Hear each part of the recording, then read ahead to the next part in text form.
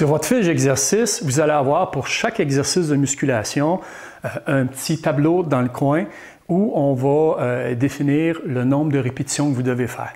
Dans le système de progression ondulatoire, le SPO, il y a un minimum puis un maximum pour le nombre de répétitions. Alors, l'idée, c'est de commencer avec un minimum. Alors, je vais choisir une charge avec laquelle je vais être capable de faire 4 répétitions. Et au fur et à mesure que je vais progresser, je vais augmenter le nombre de répétitions jusqu'à mon maximum qui, dans ce cas-ci, dans l'exemple, est de 6. Donc, je vais faire 5 répétitions, éventuellement, je vais en faire 6. Quand faire 6 répétitions va devenir facile avec la charge que j'utilise, bien, je vais augmenter la charge, la dite charge, et je vais revenir à mon minimum qui est de 4. Alors maintenant, la notion de tempo. La notion de tempo, encore une fois aussi, très important. La notion de tempo, c'est finalement la vitesse à laquelle vous allez faire votre répétition.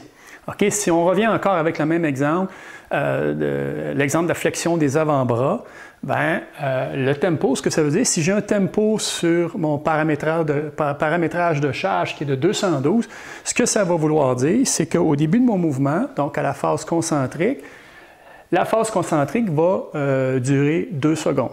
2 secondes. La phase isométrique, la phase du milieu, va durer 1 seconde. Et la phase excentrique, la troisième phase, va durer 2 secondes. C'est aussi simple que ça.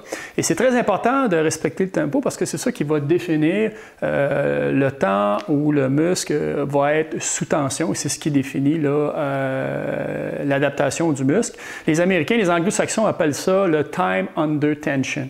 Okay? Donc, c'est très important parce que si on ne respecte pas, bien, on n'aura pas d'aussi bons résultats. Alors, si sur le même exercice, on a un tempo de 2,02, okay, ce que ça veut dire, c'est que si, par exemple, ce sont les flexions des avant-bras, les curls, je vais monter en 2 secondes. 0, ce que ça veut dire, c'est que je n'ai pas de temps isométrique. Tout de suite, je m'engage dans la phase excentrique.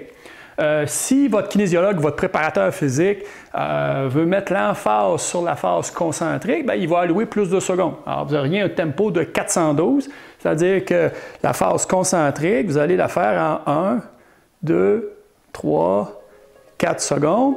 1 seconde pour la phase isométrique et je vais redescendre à ma phase excentrique en 2 secondes.